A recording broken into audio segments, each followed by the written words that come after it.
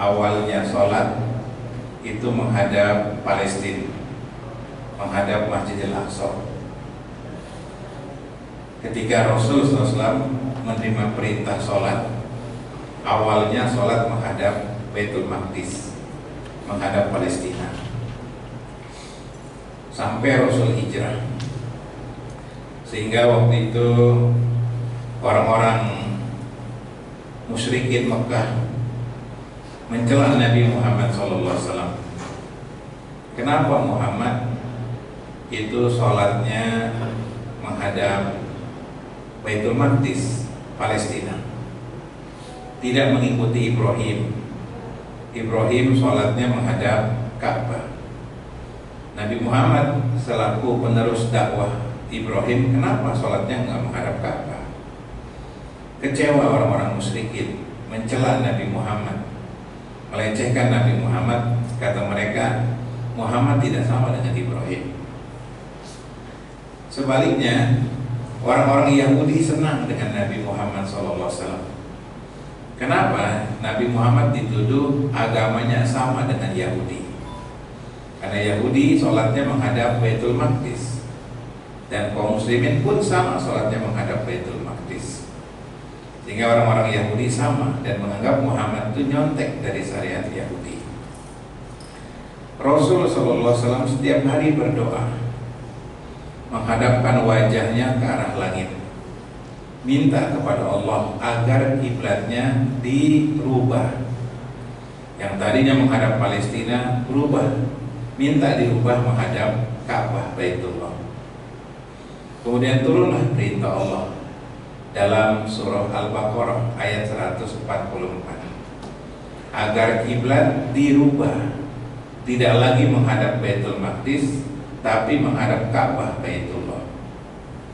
Allah berfirman dalam surah Al-Baqarah ayat 144, A'udzubillahi minasyaitonirrajim, qad nara taqalluba wajhika fis sama. Sungguh kami melihat engkau Muhammad membalikkan wajahmu ke arah langit. Ini doa, diantaranya etikanya menghadapkan wajah ke langit. Kebanyakan orang berdoa itu nunduk, sebenarnya yang utama menghadap ke langit. Jadi kalau kita berdoa itu kebanyakan orang begini, sebenarnya yang bagus tuh begini, gitu. Ya Pak ya. Selama ini kan kita berdoa itu menghadap ke bawah, gitu. Ini kalau doa sebenarnya dalam sholat, kayak kunut, iya, ke bawah waktu sholat. Tapi kalau di luar sholat, doa menghadap ke arah langit, sesuai dengan ayat ini. Qad nara taqalluba wajhika fis sama. Sungguh kami lihat engkau Muhammad membalik-balikan wajahmu ke arah langit. Karena Allah Subhanahu wa ta'ala berada di atas langit, di atas arasnya, singgasananya, di atas langit ketujuh. Jadi bapak-bapak kalau berdoa misalnya di lapangan kan suka ada upacara ya kan. Karena kebanyakan orang menganggap kalau berdoa itu nunduk. Doa itu beda dengan menghentikan cipta. Menghentikan cipta iya, nunduk orang-orang menghentikan cipta, dan Islam tidak mengenal istilah menghentikan cipta. Yang ada dalam Islam berdoa, dan sunnahnya doa itu justru menghadapkan wajah ke langit. Jadi kalau seandainya kita habis sholat berdoa, itu wajahnya kita ke atas. Ya muqallibal qulub sabit qalbi ala dinik, wa membalik-balikan hati, tetapkan hatiku di atas agama. Kita menghadap ke langit gitu. Kalau nuwalliyannaka qiblatan tardoha, palingkan wajahmu ke arah kiblat yang kau mau. Turun ayat untuk menghadapkan wajah ke arah kiblat yang Nabi kehendaki, yaitu kiblat menghadap Ka'bah. Wa wali wajhaka satral Masjidil Haram, hadapkan wajahmu ke arah Masjidil Haram. Ini ayat turun di Madinah. Jadi ketika para sahabat awalnya sholat subuh menghadap Palestina, kemudian ada yang mengabarkan, kaum muslimin sholatnya sudah berubah. Langsung yang lagi sholat berubah kiblatnya. Imamnya tadi di depan berubah, jalan ke belakang. Makmumnya juga berubah, yang tadi di belakang jadi di depan. lagi sholat nih, nggak ngomong, boleh. Imamnya jalan lagi sholat. Kalau tidak salah rakaat kedua, sholatnya nggak batal, tetap sholat.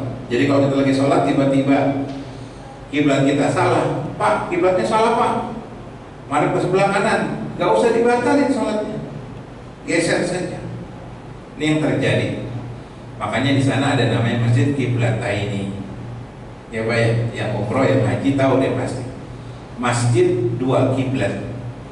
Sejarahnya itu karena dia lagi sholat subuh, kemudian turun ayat Al-Quran yang memerintahkan untuk perpindahan kiblat. Namanya Masjid Qiblatain. Teman-teman yang sudah umroh atau haji itu pasti mengunjungi Masjid Qiblatain. Nah, Nabi Allah perintahkan kepada nabinya, fawali wajhaka satrul Masjidil Haram, hadapkan wajahmu ke arah Masjidil Haram. Wa haitsu ma kuntum fawallu wujuhakum satrah. Dimanapun kamu berada, hadapkan wajahmu ke arah Masjidil Haram. Wa innal ladzina utul kitab la ya'lamuna annahu al-haqqu min rabbihim. Sesungguhnya orang-orang yang diberi kitab, yaitu Yahudi dan Nasrani, dan mereka sadar itu adalah wewenang Allah yang berubah kiblat. Ketika kiblat dirubah, orang-orang Yahudi marah, gak terima, kecewa. Kenapa Muhammad kiblatnya berubah? Tadinya senang karena kiblatnya sama sama Yahudi. Dan orang-orang musyrikin kagum dengan Nabi Muhammad. Benarlah bahwa Muhammad itu membawa risalah seperti risalah Nabi Ibrahim alaihissalam. Dan kaum muslimin pun senang. Kenapa? Karena kiblatnya tidak sama lagi dengan Yahudi. Ini ayat yang jelas, tegas, yang menjelaskan bagi kita tentang kemandirian dalam beragama. Bahwa Islam agama yang mandiri, tidak nyontek dengan agama Yahudi, tidak nyontek dengan agama Nasrani dan agama-agama yang lain. Jadi hari ini kita saksikan fenomena kaum muslimin hari ini agamanya jadi nyontek sama orang kafir. Apa saja yang datang dari orang kafir dicontek, ditiru. Yang kita kenal dengan nama tasawuf. Tasawuf itu adalah nyontek sama orang-orang kafir. Apa saja dari orang kafir seolah-olah modern. Apa saja dari orang kafir seolah-olah orang kafir adalah guru bagi kaum muslimin. Ini yang terjadi. Sampai masalah yang terkecil, olahraga. Ya, kita tahu orang kafir bikin acara olahraga namanya Olimpiade. Sebelum acara Olimpiade itu ada acara seremonial. Ciri khas Olimpiade apa Pak? Bawa apa? Bawa api, obor. Kenapa api? Api adalah dewanya orang-orang Majusi. Karena pertama kali sejarah Olimpiade orang-orang Majusi penyembah api di Yunani, Athena, ya Pak ya, Yunani. Dulu olahraganya pertarungan. Manusia lawan manusia, hewan lawan hewan, dan manusia lawan hewan. Gitu. Manusia diadu sama harimau kan gitu ya. Orang diadu sama orang, itu sejarahnya Olimpiade. Dimulai dengan arak-arak obor. Nah kita di Indonesia ngikutin pakai api pon, ya kan? Pekan olahraga nasional. Ngambil api diarak-arak persis sama dengan orang-orang kafir. Kenapa sih mesti pakai api? Biarin saja itu orang kafir pakai api, kita mandiri harusnya. Pakai roti buaya gitu kan, diarak-arak kan gini. Kalau roti buaya dari mana tuh? Orang Betawi ya. Kenapa sih mesti api? Api kan orang Majusi. Bawa roti buaya kan gitu sendiri, oyak-oyak kan gitu ya. Nah ini kita sesalkan sampai hal-hal yang kecil kita tasawuf terhadap orang-orang kafir. Padahal jemaah sekalian, ulama telah mengingatkan dalam sebuah hadis, la tattabi'anna sanana man kana qablakum sibron bi sibrin zira'an bi zira'in hatta law dakhala ala juhra dabbin lataba'tumuh. Sungguh kalian akan mengikuti orang-orang sebelum kalian, sejengkal demi sejengkal, sehasta demi sehasta, sampai seandainya mereka masuk ke lubang biawak, lubang yang kotor, lubang yang jorok, kayak kita tuh lubang got, kamu pasti akan mengikuti mereka.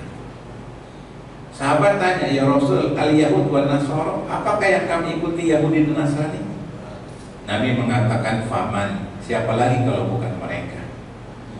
Ini hadis memberikan mukjizat bagi kita, bahwa benarlah terjadi fenomena di mana kita mengikuti budaya orang-orang kafir. Dari yang besar yang menyangkut masalah agama sampai menyangkut masalah budaya, hampir semuanya kita nyontek budaya orang-orang kufar. Ulama menjelaskan tasabuh dengan orang kafir ada dua.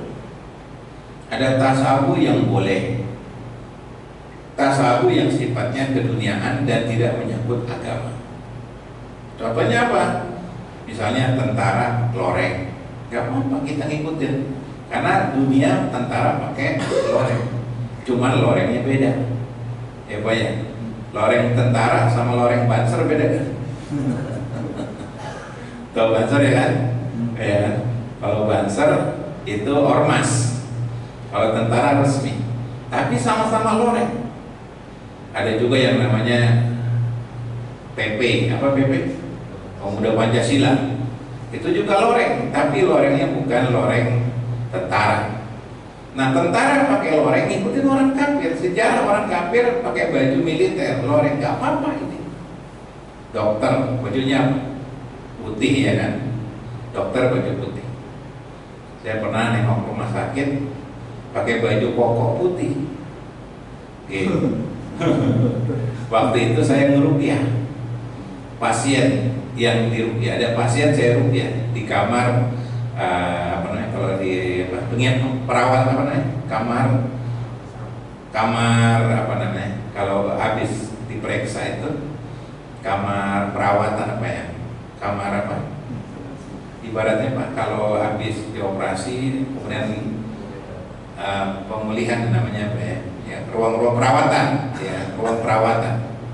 Saya rapi pakai baju koko putih. Saya ruqyah selesai, sebelahnya pada manggil, Pak Dokter, Pak Dokter. Saya bilang saya bukan dokter, saya ustad. Oh ya ustad gitu. Saya dong gitu.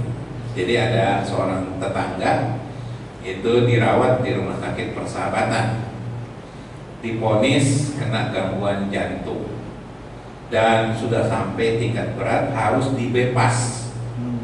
Bukan hanya pakai ring, tapi bebas. Saya besuk malam-malam tuh dengan jamaah masjid.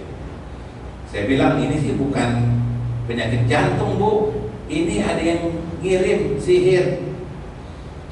Saya baca ayat Al-Quran, ya, saya baca ayat Al-Quran, saya totok bagian pernapasan jantungnya, totok sembuh, bisa napas. Tadinya pakai apa namanya oksigen, sembuh, dan besoknya langsung pulang, nggak jadi operasi. Diperiksa kan enggak, oh ini ibu sembuh nih Bu, gitu. Ya, jadi pas malam itu saya terapi seorang ibu, itu sebelah pada manggilin saya, Pak Dokter, saya dong gitu, minta diterapi. Dia bilang saya bukan dokter, saya ustad. Ya terserah dah, gitu. Yang penting obatin saya, gitu. Saya bilang nih waktu kunjungnya udah habis. Gitu. Alhamdulillah pulang ibu itu, ya, dan gak jadi operasi. Ternyata yang ngerjain adalah tetangganya.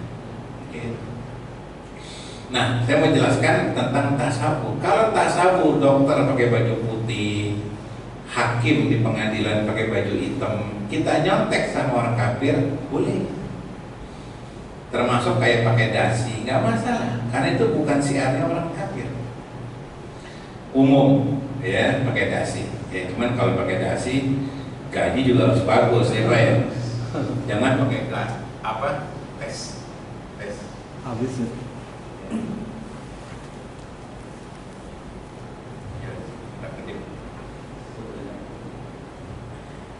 Jangan pakai dasi, gaji UMR, ini namanya sales. Ya Pak ya, keliling-keliling gitu, rapi-rapi ya kan, sales pakai dasi. Kalau ke warteg dibuka dasinya takut dimahalin gitu. Nah ini nggak apa-apa, tasawu yang boleh, ya tasawu yang boleh. Ada tasawu yang haram, ini yang jadi bahasan kita. Menyerupai orang kafir yang merupakan identitas agama mereka. Jadi kita memakai pakaian yang merupakan pakaian kebesaran mereka. Ini nggak boleh, haram. Bahkan bisa merusak akidah kita. Demikian tasabuh yang menunjukkan kemaksiatan. Nggak boleh mengikuti gaya hidup orang-orang kafir yang sifatnya maksiat. Perhatikan, yang sifatnya maksiat nggak boleh. Makanya seorang dai nggak boleh pakaian yang mirip dengan pakaian pendeta. Seorang kaum muslimin nggak boleh meniru pakaian yang mirip biksu, nggak boleh. Ya, kayak botak. Kalau botak ngikutin Buddha, jadi haram betul. Kalau botak dia umpamanya dalam rangka untuk umroh atau haji, bisa wajib. Ya. Kalau botak umpamanya dia dalam rangka untuk bekam, itu boleh. Kalau dia tujuannya tasawuf sama orang kafir, itu nggak boleh. Nah ini gambaran jamaah sekalian, yang dilarang adalah menyerupai orang kafir. Di hadis Nabi SAW, Nabi banyak bersabda, khaliful yahud wan nasara, berbedalah kalian dengan Yahudi dan Nasara. Bedalah kalian dengan Yahudi dan Nasrani. Di antaranya adalah panjangkan jambut, potong kumis. Supaya apa? Supaya beda. Dan ini mukjizat Nabi SAW sampai hari ini. Orang kafir anti sama jenggot, nggak tahu. Tapi dia mukjizat. Orang kafir itu kan ilmiah. Coba tanya deh, kenapa kok kamu koknya benci sama jenggot? Nah dalam hal ini keilmiahan mereka itu hilang. Sentimen aja. Coba salahnya jenggot di mana sama orang kafir? Gak ada. Lihat di negara-negara lain, tentara jenggotan banyak. Chatnya ya kan? Chatnya jenggotan. India jenggotan. Rusia boleh. Kok ada orang-orang benci banget sama jenggotan? 15 abad berjalan. Ini mukjizat Nabi. Kenapa emang Yahudi Nasrani gak suka sama jenggotan? Makanya kalau kita jenggotan panjang dikit dituduh anak buahnya Osama bin Laden. Lu anak buahnya Osama bin Laden. Padahal dia cuma tukang obat jenggot. Padahal tukang obat jenggot. Ya. Bahkan dia pasang jenggot karena memang pelawak, kayak si Pepi. Ya kan, pelawak jenggotan. Dan KFC juga jenggotan itu. Yang apa? Ayam goreng ya kan, KFC jenggotan. Tapi kenapa orang sentimen? Asal yang jenggotan, ini radikal nih. Stigma itu stigma yang gak benar. Orang kafir itu ilmiah, lihat Eropa ilmiah, tapi ketika berhadapan dengan jenggot, keilmiahannya itu hilang. Jenggot ini sunatullah untuk membedakan laki dengan perempuan. Makanya kalau dia jenggotan, walaupun pakai baju daster, ya kan, kita panggilnya mas. Gitu ya. Saya panggil orang mbak, nggak taunya jenggotan dari belakang kayak perempuan pakai daster. Walau mas, ya kan. Nah ini gambaran Allah takdirkan jenggot pembeda laki dengan perempuan. Nggak ada hubungannya dengan radikalisme.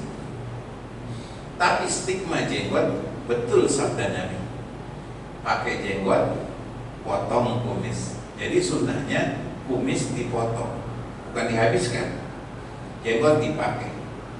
Kalau kumisnya doang tebel, jenggotnya nggak ada, itu biasanya genit tuh, om-om itu, ya kan?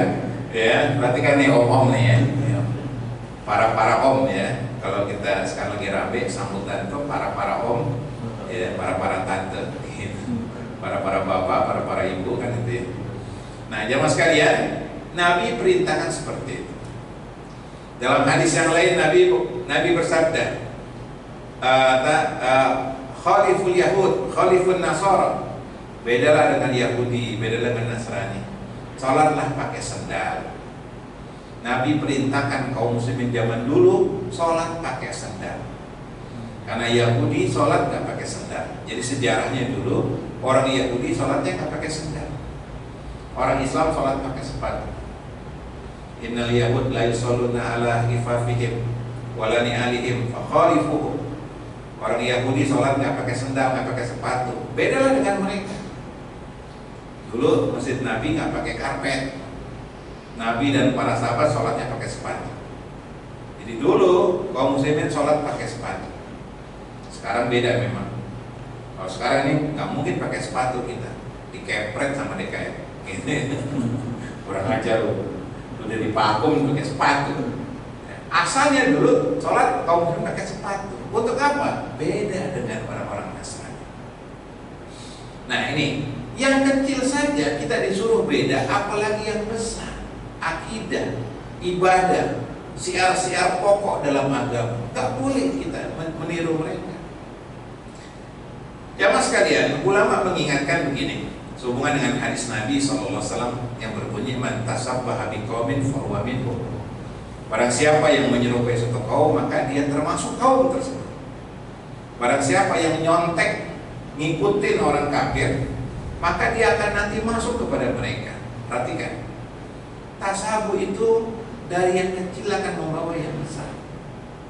Tasabuh yang zahir membawa yang batin. Misalkan, perhatikan, kita pakai pakaian, ya, itu pakaian itu akan mempengaruhi dalam diri kita. Orang mamanya pakai baju tentara, pakai baju Kopassus, loreng merah. Ya. Orang yang tadinya kelemar-kelemar pakai seragam Kopassus, jadi gagah? Jadi gagah. Dulu pakai baju Kopassus kelemar-kelemar, digepok sama komandan. Dia akan pakai baju gagah. Kenapa? Pengaruh pakaian. Pengaruh pakaian. Gitu. Orang pakai baju koko, pakai gamis, baju koko, pakai peci. Itu pengaruh. Sekalipun dia pelaku maksiat, kalau baju koko, ya, baju gamis, diajak nonton bioskop nggak mau dia. Nonton yuk bro. Dia bilang jangan pakai gini dong, ini casingnya beda nih, ini casing ke surga nih kan. Gak mau. Coba ya temannya, kalau punya teman nih kasih baju koko, kasih peci, kita ajak nonton di bioskop, bro nonton bioskop, filmnya beranak dalam kubur, film jadul layar tancap ya kan, beranak dalam kubur. Itu habis nonton film gituan nggak berani pulang tuh zaman dulu ya kan, pulang itu nggak berani, bareng-bareng. Nah, orang kalau pakai baju koko nonton ke bioskop dia nggak berani. Kenapa? Pengaruh pakaian. Ini contoh, tasabuh itu pengaruh, Pak. Kalau orang tasabuh pakaian yang pakaian maksiat, akan dia membuat jadi maksiat. Makanya selebriti, artis ketika manggung, acaranya maksiat, goyang-goyang, dia akan menyesuaikan pakaiannya. Lihat artis, sepanas apapun artis itu, ya, artis hot orang bilang, itu ketika acara pengajian dia akan pakai jilbab, pakai kerudung, menyesuaikan. Ini tasabuh. Makanya banyak di antara kita ingin pakai baju yang netral. Ini kayak baju ini kan netral. Diajak baik oke, diajak maksiat juga nggak masalah ya kan gitu. Coba pakai baju koko, dia kan terhalang ke tempat maksiat. Gitu. Nah ya, masuk ke tempat homer namanya, diskotik, pakai cadar, orang kaget, bro, salah masuk ente bro, gitu. Ini ke jahanam nih kan, gitu. Ini jahanam nih kan. Nah, ini gambaran jamaah sekalian, tasabuh itu kan membawa pengaruh karakter seseorang. Pakaian itu pengaruh, makanya bapak-bapak jangan ngasih sembarangan pakaian buat istri. Jangan ngasih pakaian sembarangan kepada anak, itu kan pengaruh ke jiwanya. Makanya juga anak laki itu dikasih mainan milik anak laki, anak perempuan dikasih mainan milik perempuan. Kalau laki-laki dari kecil udah dikasih boneka, nanti jiwanya jiwa perempuan. Gitu. tampang security, hati Hello Kitty. Tampang galak ya kan, serem, hati Hello Kitty. Itu banyak Pak, gitu. Saya ngajar di Menara Mulia itu, pulang naik ojek, sebelah saya orang pakai bewokan, orang India, bewokan, tapi pakai rok. Pakai rok. Kalau bahasa Jawanya Laura, lanang ora, wadan ora. Laura. Ya, itu jemputan. Sampai yang melihat tuh pada geleng-geleng yang lewat. Ya, saya duduk, dia nunggu taksi. Ya. Pakai rok Pak, bewokan. Allahu Akbar. Ini fitnah. Gara-gara tidak dibiasakan laki-laki berpakaian laki-laki, perempuan dibiasakan pakaian perempuan. Demikian Muslim punya identitas. Gak boleh kita menyerupai mereka, apalagi sampai merayakan hari raya mereka, apalagi sampai ibadah seperti ibadah mereka. Maka di masa Nabi SAW di kitab Tauhid pernah kita bahas, ada seorang bernazar ingin menyembelih seekor onta di Buana. Buana itu perbatasan Mekah dan Madinah. Ingin menyembelih onta. Nabi tanya, apakah di situ ada ibadahnya orang kafir atau tidak? Gak ada ya Rasul. Apakah di situ ada berhalanya atau tidak? Gak ada ya Rasul. Tunaikan nazar kamu. Kenapa? Kalau di situ ada perayaan orang-orang kafir yang biasa dirayakan di situ, gak boleh kamu ibadah di situ. Umpamanya di tepi pantai selatan, umpamanya Pelabuhan Ratu, di sana orang-orang musyrikin jahilah biasa membawa kepala kerbau dibuang ke tengah laut. Kita nggak boleh bikin ibadah di situ, di tempat ibadahnya orang kafir. Khawatir dianggap sama ibadah kita dengan ibadah orang kafir. Agama mencegah, jangan ada nyontek ibadahnya orang kafir. Jangan ada penggabungan ibadah muslim dengan ibadah kafir. Sayang, prinsip-prinsip akidah, prinsip-prinsip agama ini hilang di masyarakat. Faktornya dua. Pertama, faktor agama yang lemah. Yang kedua, faktor ekonomi yang lemah. Faktor agama yang lemah karena nggak ngaji. Oh, kita cuma toleransi. Bukan begitu toleransi. Toleransi nggak begitu. Mengikuti ibadah orang kafir itu sama kalian beragama dengan mereka. Makanya ayatnya walan tardo an kaliyahudu walan nasoro hatta tattabi'a millatahu. Sampai kalian mengikuti milah, bukan agama, milah tradisi mereka. Jadi kita tetap muslim, tapi ikutin milahnya sama juga. Ini yang terlarang dalam agama. Budaya mereka, ciri khas mereka. Walaupun kita muslim, tetap nggak boleh. Makanya saya bersyukur dulu MUI dulu, yaitu Profesor Hamka, tegas memberikan fatwa haramnya ngikutin Natalan bersama dan nggak boleh mengucapkan selamat Natal. Itu khasnya orang kafir. Bayangkan kalau yang sekarang, ulama sekarang, oh fatwanya mau dicabut, mau direvisi. Karena ulama dulu kuat prinsipnya, Hamka itu gak goyah. Kalau yang sekarang bisa nego, NPWP, nomor biro, boni biro, dirubah fatwanya. Karena zaman sekarang banyak ulamanya tawadu, tahu warna duit, gitu kan? Ya, begitu lihat duit berubah, yang haram jadi harum, yang haram jadi harum. Gitu.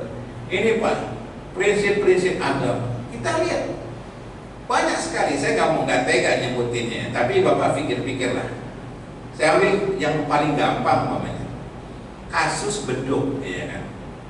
Beduk dalam sejarah Islam nggak dikenal beduk, karena beduk itu bukan bagian dari syariat Islam. Kok tiba-tiba di negeri kita ketemu beduk? Kalau Bapak ke seluruh dunia, yang ada beduknya itu Thailand, ya, Tibet, yaitu agama Buddha. Kalau Bapak lihat film Shaolin Tempe, ya, Shaolin Tempe namanya. Shaolin Tempe itu apa namanya? Wong Fai Hong ya, Wong Fai Hong. Itu pakai beduk tuh. Yang paling gampang ke kelenteng nih, gelodok. Ada beduk nih, beduk. Nah itu agama mereka, Buddha dan yang sejenisnya pakai beduk. Nah ini contoh bagaimana adanya tasabuh. Janganlah. Islam tidak ada hubungannya dengan beduk. Orang mati, kembang. Kembang Islam nggak mengenal kembang. Oke bapak-bapak yang haji, yang umroh ngelihat kuburan baki, kok nggak ada yang jualan kembang? Mungkin kalau jualan kembang itu laku di sana. Tapi pemerintah melarang. Ini tasabuh. Ziarah kubur nggak ada hubungannya dengan kembang. Kalau kembang itu pengantin nggak apa-apa. Biasanya buat taruh di kamar, namanya kamar pengantin biar wangi. Salon pakai kembang, mandi kembang 7 rupa biar keset, itu biasanya perempuan. Ya, ini nggak masalah. Tapi dalam kematian itu sama sekali nggak ada hubungan dengan kembang. Jadi banyak sekali, saya nggak berani nyebutin satu-satu, khawatir banyak yang tersinggung. Pentingnya kita kemandirian dalam beragama, akidah penting. Jangan sampai tergeser sedikit demi sedikit, sejengkal demi sejengkal, sampai mereka masuk lubang biawak pun kita ngikut. Ya sekarang banyak orang bikin sholawatan di gereja, ngapain? Dapat apa? Yang kemarin heboh kan pegawai-pegawai mall pakai topi Santa. Tahu topi Santa Pak ya? Yang merah gitu. Itu topi Santa, protes masyarakat marah. Alhamdulillah udah hilang. Ya, toleransi. Artinya saling ibadah masing-masing gak diganggu. Itu toleransi. Bukan merayakan orang yang di luar agama kita. Yang lucu Samsung, karyawannya topi Santanya warnanya bukan merah, biru gitu. Jadi dulu waktu saya ke konter Samsung, saya tanya, lu kok biru yang lain merah? Gak mau rugi Korea ya kan. Samsung tuh gak mau rugi ya. Jadi dipromoin mereknya itu Samsung kan biru ya Pak ya. Jadi topi Santanya biru, lu bid'ah nih, yang lain merah lu biru.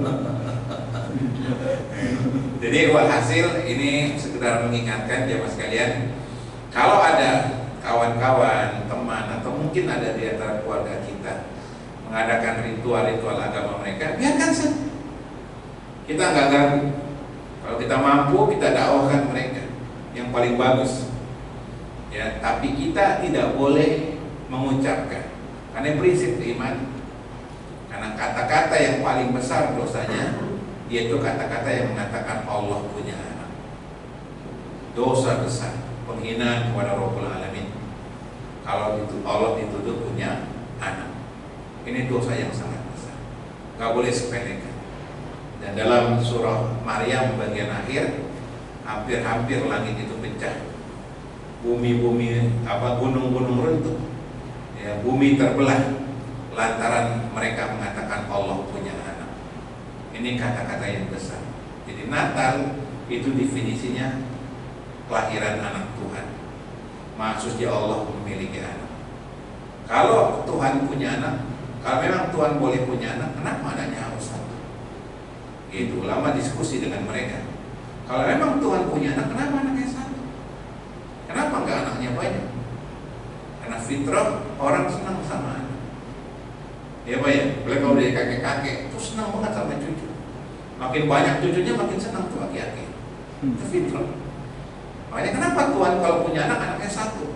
Kenapa enggak dua? Kenapa enggak tiga? Dan ini belum terjawab sampai hari ini. Wallahu a'lam bishawab. Mudah-mudahan ada manfaatnya. Subhanakallahumma bihamdika, asyhadu an la ilaha illa anta, astaghfiruka wa atubu ilaik. Assalamualaikum warahmatullahi wabarakatuh. Mungkin ada yang mau bertanya? Apa itu sebelum ditutup?